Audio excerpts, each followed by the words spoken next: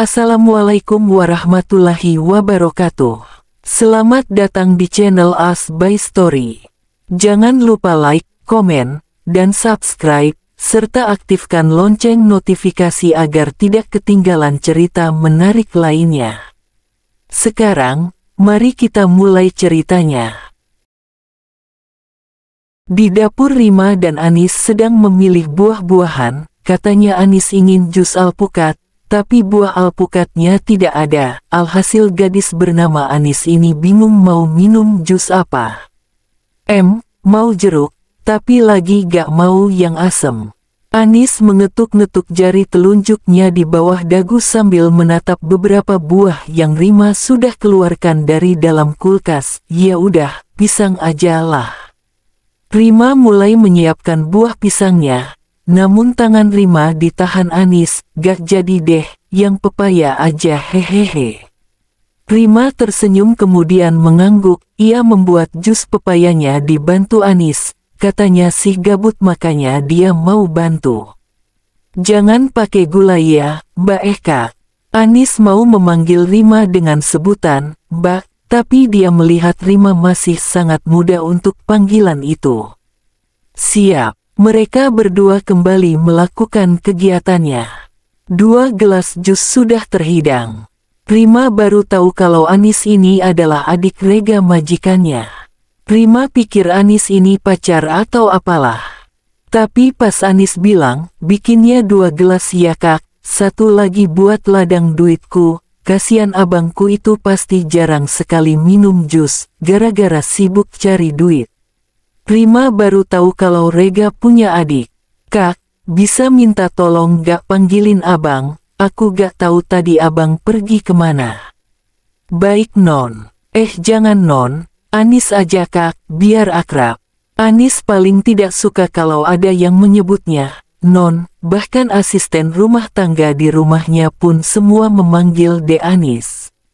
Iya Anis, permisi ke belakang. Tadi kayaknya Kak Rega masih di belakang, ucap Rima kemudian berlalu ke taman belakang. Secara fisik, Anis dan Rega memang ada kemiripan. Terutama di daerah mata keduanya sama-sama tajam, kalau tubuh jelas berbeda, Rega sangat gagah dengan bahunya yang lebar dia juga tinggi, sedangkan Anis, dia memiliki tubuh yang mungil bahkan cenderung kurus. Di taman belakang, dada Rima terasa sesak, suara tangis yang sangat dia kenal, terdengar baik di telinganya. Rima melangkah lebih cepat saat mendengar tangisan Rafa. Kenapa Rafa menangis? Raut panik Rima berubah tegang saat melihat Rafa terisak di dekapan hangat Rega. Tubuhnya lemas begitu saja, anak ini berani sekali memeluk tuannya seperti itu. Rima takut kalau Rega risih dengan Rafa yang memeluknya. Rima segera mengambil alih Rafa ke dalam pangkuannya. Maafkan anak saya kak, ucap Rima menunduk.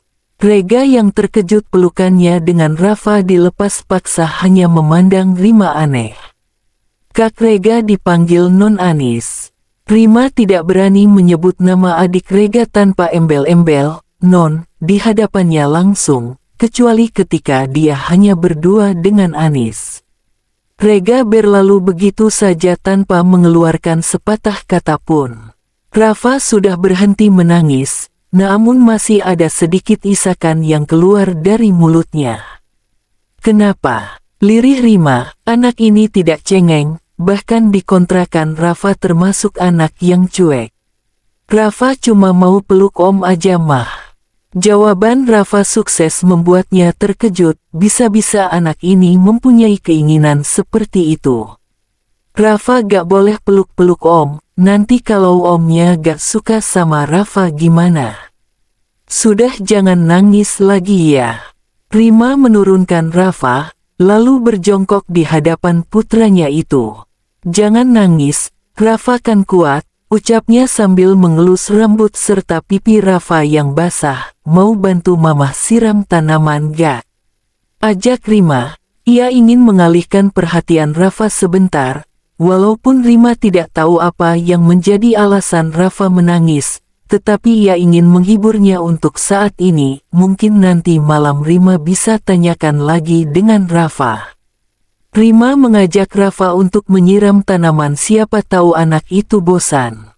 Setelah air keran dinyalakan, Rafa memegang selang air dan mengarahkan ke tanaman yang ada di sana. Karena kebetulan keran air ada dua, jadi Rima juga memegang selang yang lain dan membantu Rafa menyiram tanamannya. Sesekali Rima juga mengusili Rafa dengan menyemprotkan air ke arah Rafa. Rafa tentu tak tinggal diam, dia juga ikut membalas apa yang mamahnya lakukan padanya. Hal sederhana yang bisa membahagiakan dan merekatkan keduanya. Rima bahagia untuk saat ini, dan semoga untuk selamanya. Suara gelak tawa mereka terdengar di telinga Rega yang sedang meminum jus pepayanya di dapur. Merasa penasaran, akhirnya Rega beranjak menyusul suara itu. Pemandangan ibu dan anak yang sedang bercanda membuat hatinya menghangat, tetapi raut wajahnya terlihat biasa saja, datar dan menyebalkan. Rega menyesap jus yang dia bawa di tangan kanannya sembari menonton kegiatan menyenangkan ibu dan anak itu. Biar saja airnya habis karena dipakai bermain-main oleh wanita itu, nanti dia bisa memotongnya lewat gaji, pikir Rega. Dia juga tidak mau rugi. Malamnya seperti biasa Rima kembali sibuk di dapur untuk menyiapkan makan malam. Satu kegiatan yang Rima rasa sangat tidak ingin ia lakukan, menemani tuannya itu makan malam setiap hari. Entah kenapa tuannya itu selalu meminta ditemani makan malam, apa mungkin karena dia takut? Takut apa? Hantu? Jelas itu sangat tidak mungkin. Seperti tidak ada kerjaan lain saja kecuali hanya duduk di meja makan sambil menemani pria itu. Malam ini cuaca sangat panas, Rima pikir akan datang hujan setelah gerah melanda. Kasihan Rafa, pasti dia susah tidur karena kegerahan. Rima harus segera membeli kipas angin, sebab Rafa sudah tidur jika tidak ada angin. Rima terperanjat kaget. Suara deheman Rega menyadarkan ia dari lamunannya. Duduk, titah Rega yang sudah duduk duluan di kursi meja makan sambil menatap makanan yang terhidang. Tidak ingin membuat tuannya marah, Rima segera duduk di tempat biasa ia duduk. Setelah beberapa saat terdiam sambil menemani pria di sebelahnya ini makan, akhirnya nasi beserta lauk pauknya habis di piring pria itu. Rima berniat untuk membereskan kembali meja makan, tetapi pergerakannya terhenti, sebab Rega lebih dulu menahannya. Tunggu dulu, Rima kembali duduk diam. Ini sudah malam, ia lelah dan ingin cepat-cepat beristirahat, tapi sesuatu yang keluar dari mulut Rega membuatnya harus menunda keinginannya. Ceritakan tentang dirimu dan juga anakmu, ucap Rega. Suaranya terdengar biasa saja, tapi tidak dengan telinga Rima. Bingung harus menjawab apa. Rima hanya menunduk, tidak berniat untuk menjawab.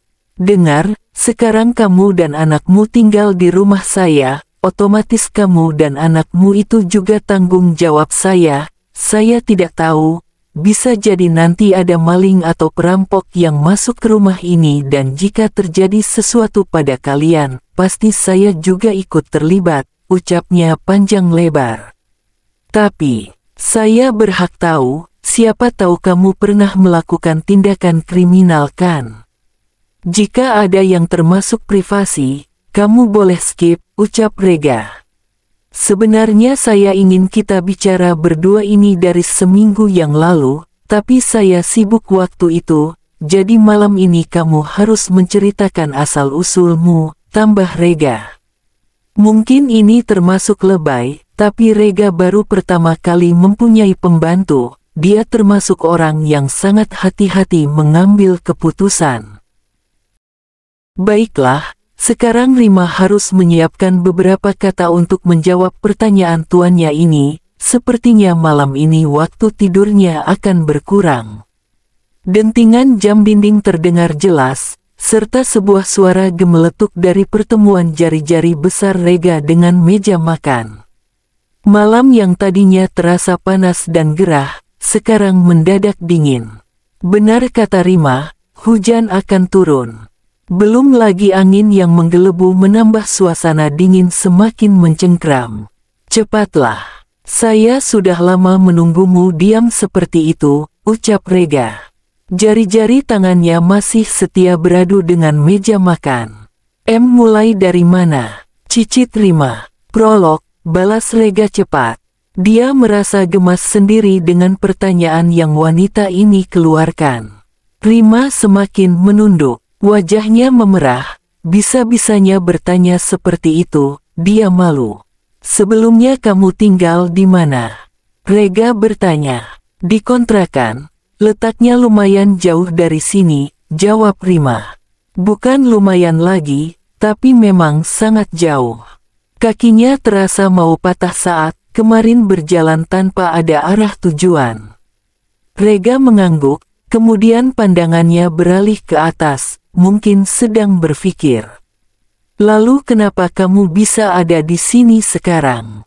Tidak bisa bayar, tanya Rega lagi, sekaligus menebak. Terus kenapa? Tanya Rega, saat mendapat gelengan kepala dari Rima. Tangan Rega terkepal, ini sangat langka, dia tidak pernah secerewet ini sebelumnya.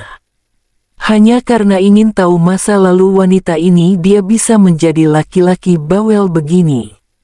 Saya mau kamu yang bercerita dan banyak mengeluarkan kata-kata.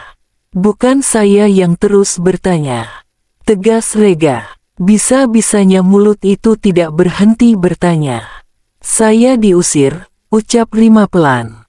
Dahi Rega mengernyit. Dia tatap wanita itu yang sedari tadi terus menunduk.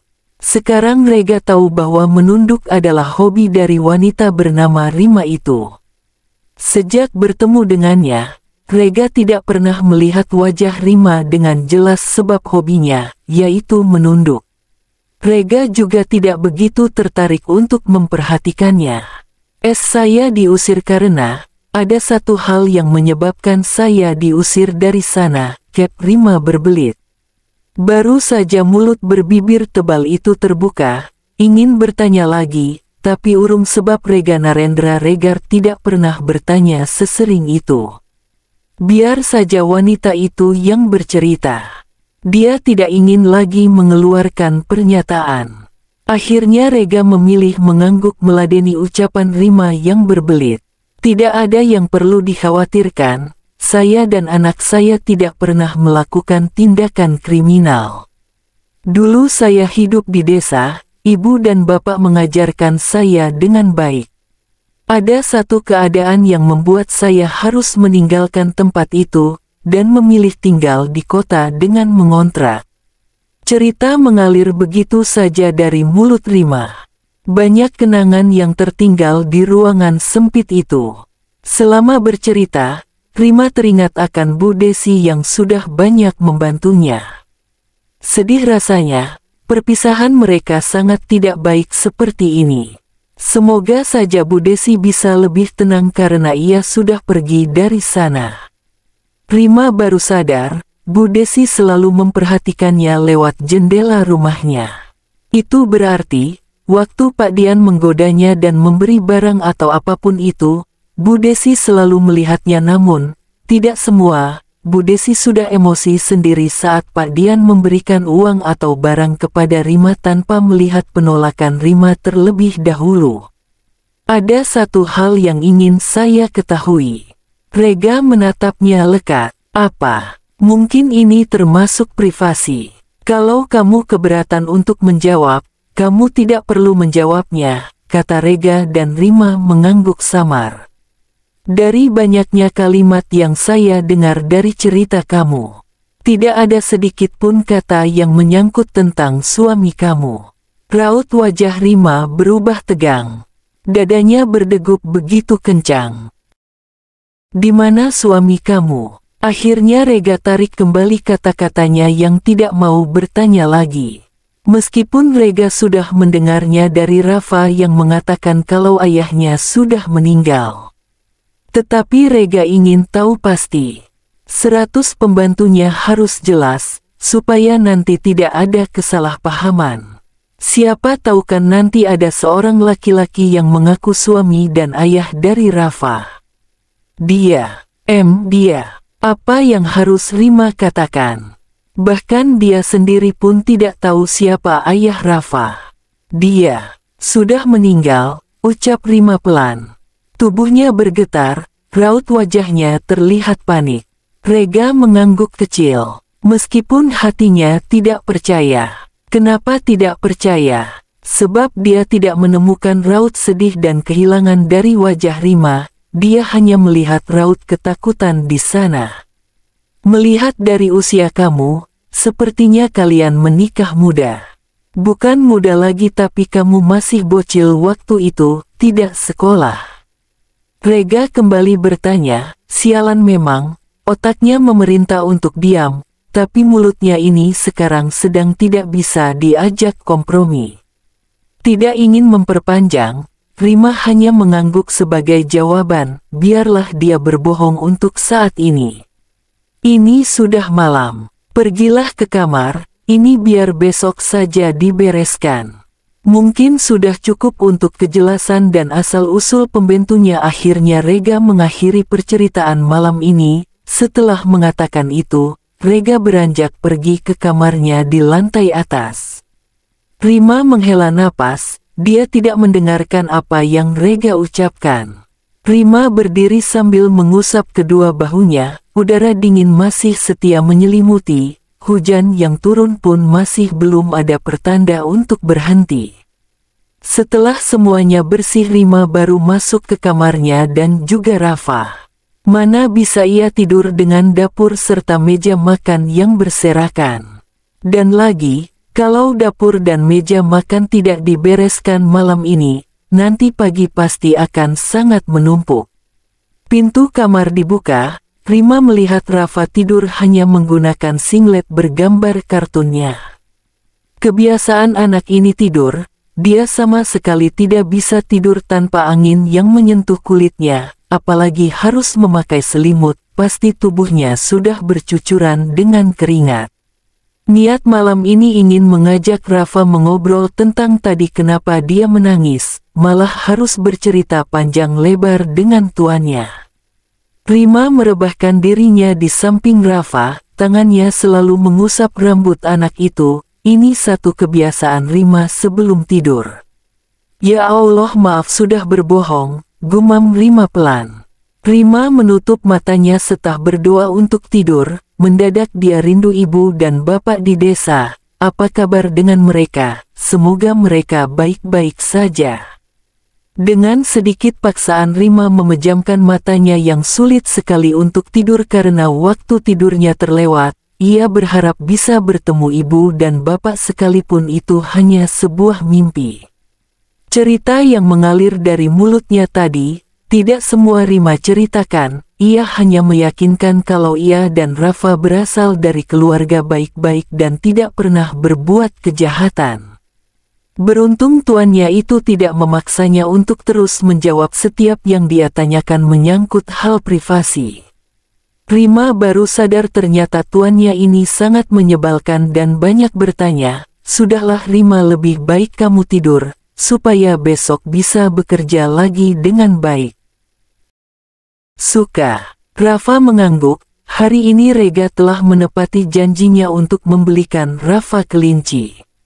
Anak ini kelihatan senang sekali, terlihat jelas dari kedua matanya yang bersinar. Kenapa om belinya 2? Rafa bertanya. Kalau 1, nanti kasihan dia gak ada temennya, balas Rega dan Rafa mengangguk. Rafa baru tahu, kelinci bisa makan rumput juga ya, ucap Rafa sambil memperhatikan kedua kelinci itu memakan rumput dengan serakah.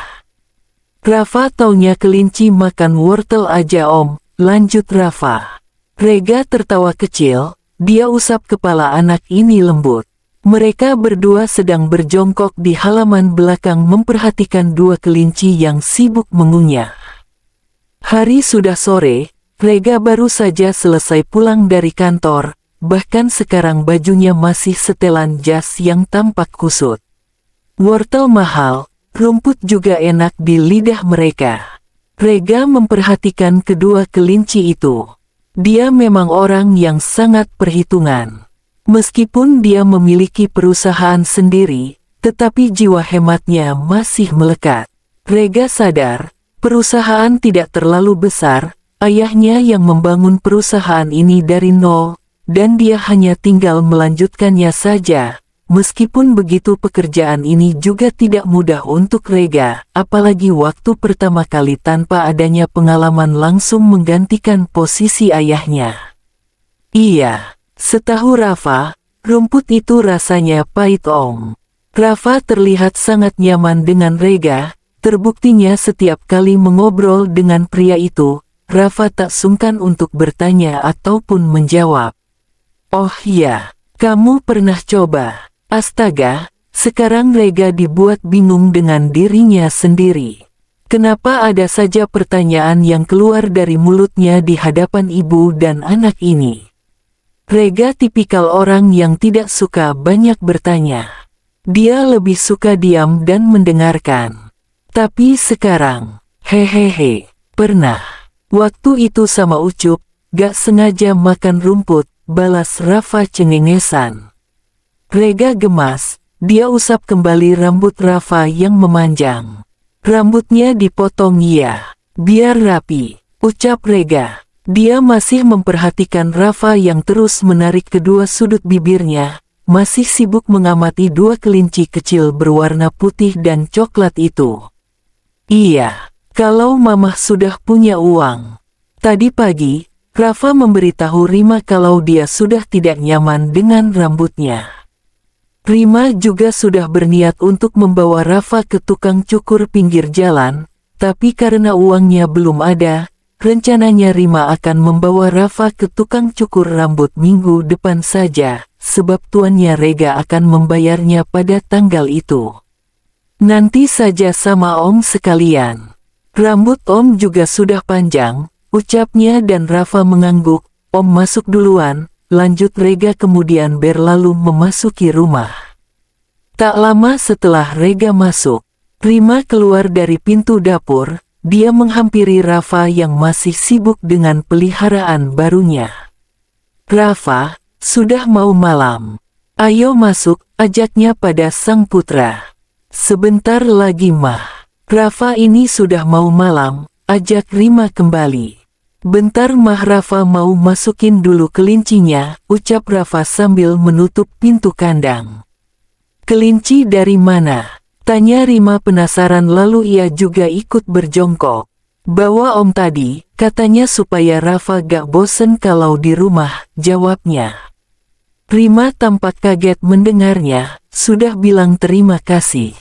Mata Rafa terlihat membulat, belum, ucapnya pelan sambil menunduk. Rima membuang napas kasar, kenapa? Lupa. Ya sudah, ayo masuk, nanti jangan lupa bilang terima kasih sama Om. Rima menarik tangan Rafa lembut. Di kediaman Amar atau ayah tiri Rega, Gina tengah merengut sambil menatap layar ponselnya. Kenapa Bu? Tanya Anis. Remaja berusia 16 tahun itu sedang sibuk-sibuknya mengemil sambil tiduran di atas ranjang. Mereka berdua sedang berada di kamar Anis. Anis yang bingung wajah ibunya keruh akhirnya bertanya. Gina duduk di samping Anis yang masih tiduran dengan ditemani beberapa ciki. Ini nih temen arisan ibu pada sombong semua, ucapnya ketus. Sombong kenapa? Ya gitu, lihat nih Jeng Sari sama Jeng Pita pada upload foto cucu-cucunya. Kelihatan banget kan mereka lagi ledekin ibu. Gina menggerutu. Anis memutar bola matanya malas, ledekin apanya sih Bu? Mereka cuma upload foto bayi sama anak-anak, apa hubungannya sama ngeledekin ibu sih? Ya habisnya, ibu iri sama mereka. Pengen cucu juga. Tebak Anis, dan itu tepat sasaran saat melihat Gina mengangguk. Ya suruh aja Bang Rega buat, apa susahnya sih, ketusnya dan kembali mengunyah. Nikah dululah masa langsung kawin. Ya habisnya ibu aneh sih, Bang Rega sama Anis kan masih muda.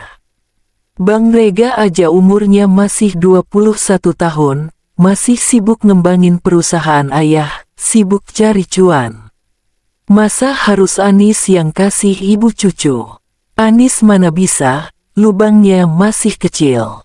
Ucapnya santai. Gina memutar bola matanya jengah mendengar ucapan absurd putrinya ini. Ibu udah tua Nis, tapi masih belum punya cucu juga.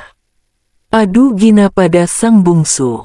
Siapa suruh nikahnya telat? Ya makanya itu, ibu mau kamu sama Rega jangan kayak ibu sama ayah kalian waktu itu. Jadi kalau kalian sudah tua anak kalian sudah dewasa.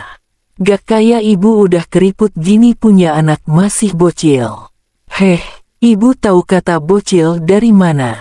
Mata Anis melotot. Dari Aris. Dia kan suka bilang kamu bocil, jawabnya. Aris adalah tetangga mereka yang hobinya mengganggu Anis setiap hari. Gina menikah dengan Hendrik ayah Rega dan Anis di umurnya yang memasuki 30 tahun. 1 tahun kemudian dia melahirkan Rega di umur kurang lebih 31 tahun dan melahirkan Anis pada usia 36 tahun. Sekarang usianya menginjak angka sekitar 52 tahun. Sedangkan teman-temannya waktu itu banyak yang menikah muda, tapi ada juga yang bercerai karena ada puber kedua. Biasalah mungkin belum terlalu dewasa dan gampang tergoda atau mungkin belum puas main-main. Makanya Gina belajar dari kisah temannya kalau nikah muda itu tidak mudah, tapi dari pengalamannya nikah terlalu tua juga tidak baik. Apanya yang tua sih Bu? Usia ibu juga baru setengah abad. Banyak kok wanita seusia ibu masih bisa punya anak lagi.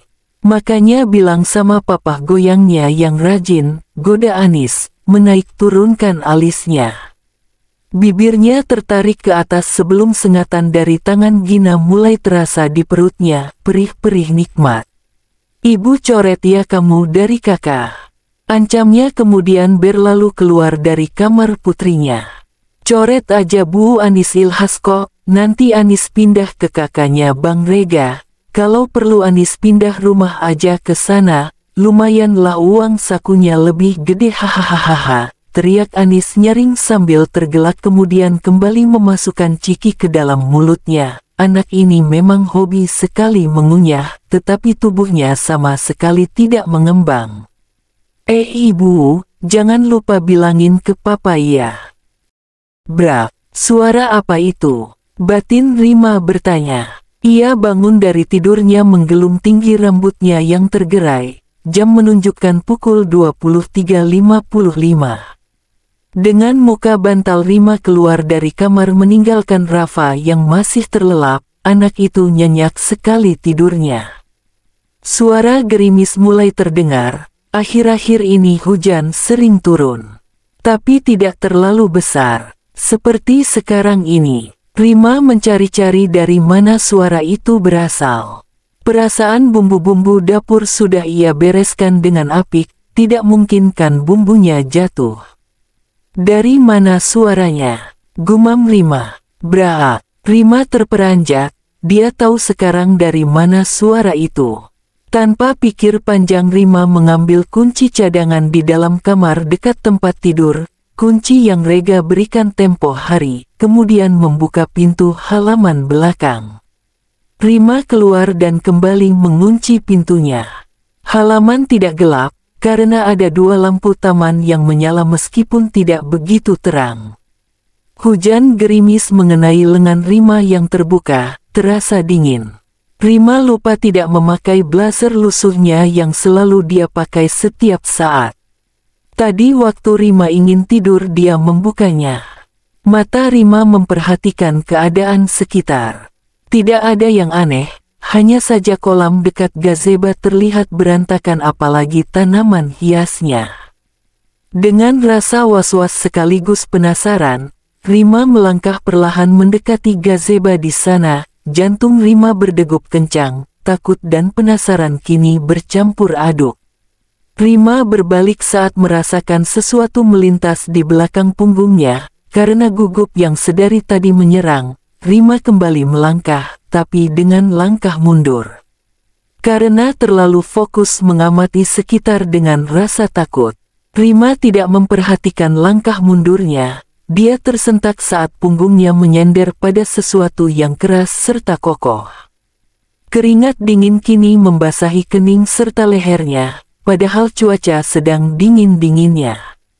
Rima mematung saat kedua tangan besar berada di kedua sisi pundaknya kemudian membalikkan tubuhnya secara kasar.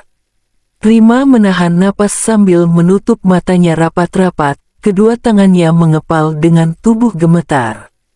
Takut, tapi tidak bisa melawan, tubuhnya sudah lemah, bahkan Rima tidak ingin membuka matanya, dia menyesal, telah keluar. Rima semakin memejamkan matanya kala helaan napas hangat menerpa wajahnya. Ditambah lagi cengkraman di bahunya semakin mengerat membuat jantung Rima bekerja lebih cepat. Ngapain di sini? Rima menyipitkan matanya, suara ini tampak tidak asing, seperti suara yang selalu memerintahnya. Memanfaatkan keberanian yang tinggal secuil, Rima membuka matanya. Benar saja. Kak, kalian pasti sudah tahulah siapa orangnya, tidak mungkin Pak Jajang satpam di rumah ini, bahu dan perutnya tidak sekeras Rega. Rega memandang Rima aneh, kedua alisnya terlihat menyatu di keremangan. Tadi dia juga mendengar suara keras itu, makanya dia keluar lewat pintu depan, mengecek setiap sudut rumah dan berakhir di sini, di gazebo. Pak Jajang malam ini izin, katanya istrinya sedang sakit. Karena itu Rega keluar dari rumah, hanya untuk memastikan. Taman terlihat berantakan, apalagi kolamnya, terlihat keruh dan kotor, ikannya juga ada beberapa yang kaku, entah mati atau hanya pingsan. Banyak juga tanaman hias yang tumbang beserta potnya. Keadaan taman belakang terlihat hancur berantakan. Tadi saya, jeder, masuk cepat. Rega menyeret Rima masuk ke dalam gazebo, suara petir yang menggelegar sangat memekik telinga mereka berdua. Tidak lama setelah itu hujan lebat serta angin kencang datang, bersamaan dengan kilatan petir di langit hitam. Rafa, gumam Rima, khawatir. Rafa di rumah sendirian. Semoga saja anak itu tidak terbangun. Suara air yang bertubrukan dengan bumi terdengar sangat jelas. Rima memeluk kedua lututnya, di pikirannya hanya ada Rafa. Raut cemas sangat kentara di wajahnya. Tidak perlu cemas, anakmu baik-baik saja, ucap Rega yang duduk tepat di samping Rima. Wajahnya dia arahkan menghadap atap gazebo. Tahu dari mana, kita berdua sama-sama di sini. Kamu tidak tahu Rafa terbangun atau tidak. Petirnya sangat keras, tidak mungkin dia tidak terbangun dan menangis, kata Rima keras karena petir kembali menyerang telinga keduanya. Kamu, panggil aku Kak, tidak sopan, sungut Rega tak kalah tegas, kesal dengan nada tinggi yang wanita ini gunakan. Rima sadar, dia begitu khawatir pada Rafa sampai tidak sadar telah membentak tuannya. Maaf, ucapnya lirih, dia benar-benar khawatir Rafa terbangun karena petir, apalagi Rima tidak ada di sampingnya. Setelah mengatakan itu, Rima berdiri, hendak pergi menerobos hujan lebat serta petir yang tak kunjung berhenti, tetapi pergerakannya terhenti karena Rega menahannya dan menarik tangannya dengan cepat, tanpa aba-aba. Aguh, desis Rega. Mata Rima membola. Dia terjatuh dan duduk tepat di pangkuan Rega. Rima ingin berdiri lagi tapi, tangan Rega kembali menahannya. Diam di sini, dan jangan bergerak, bisik Rega tepat di telinga Rima. Bahkan hidungnya menyentuh leher bagian belakang Rima yang terbuka karena rambutnya dicepol ke atas. Saya ingin turun, ucap Rima tidak nyaman dengan posisinya sekarang. Apalagi pucuk hidung pria itu menyentuh kulitnya. Saya bilang jangan bergerak, diam. Rafa akan baik-baik saja, tegas Rega, dan Rima bergeming. Jantung keduanya terasa berdetak lebih cepat. Rega memejamkan matanya, salah satu tangan yang melingkar di perut Rima semakin mengerat. Kak, ucap Rima. Ia bergerak gelisah di atas pangkuan Rega. Hujan serta petir seolah tidak ada sekarang. Rima gugup bukan main. Rega semakin memejamkan matanya karena Rima tidak bisa diam di tempatnya. Tangan Rega terkepal kuat, turun. Dengan segera Rima turun dari pangkuan Rega saat lilitan tangan Rega terlepas. Mereka berdua kini duduk berdampingan kembali menunggu hujan lebat ini berhenti dengan perasaan canggung. Wajah Rega memerah. Untung lampu taman tidak terlalu terang, sehingga wajah merahnya tidak terlalu jelas. Cukup lama mereka diam. Rega melirik jam tangan di pergelangan tangannya. Rupanya mereka berdua sudah 10 menit duduk di sini tanpa berkomunikasi. Ngapain di sini? Tanya Rega, suaranya terdengar serak. Emta tadi, ada suara benda jatuh, jawabnya. Tanaman itu yang jatuh. Rega menunjuk ke rak tanaman dekat kolam. Pot-pot tanaman di sana pecah semua. Lain kali kalau kamu dengar sesuatu, jangan keluar. Diam saja di rumah. Tadi saya hanya ingin memerik. Meriksa apa? Tugas kamu hanya memasak, membereskan rumah dan melayani saya, ucap Rega kelepasan di akhir kalimat. Jika ada lagi kejadian seperti ini jangan keluar, kalau perlu telepon Pak Satpam atau saya. Pakai saja telepon rumah. Lanjutnya, dan Rima hanya mengangguk kecil. Bukan karena apa Rega berkata seperti itu, tadi dia melihat 2 orang pria dewasa di sekitar sini, meskipun hanya sekelebat. 2 orang itu sudah pergi dengan memanjat tembok dan menyenggol rak bunga sehingga rak yang dipenuhi tanaman itu jatuh ke dalam kolam. Rega juga sempat panik. Dia lupa menutup pagar tadi sore, tapi saat dia mengecek kembali menutup pagar serta memeriksa setiap sudut rumahnya, tidak ada yang terbuka, berarti kedua orang itu tidak masuk ke dalam rumah. Bersambung.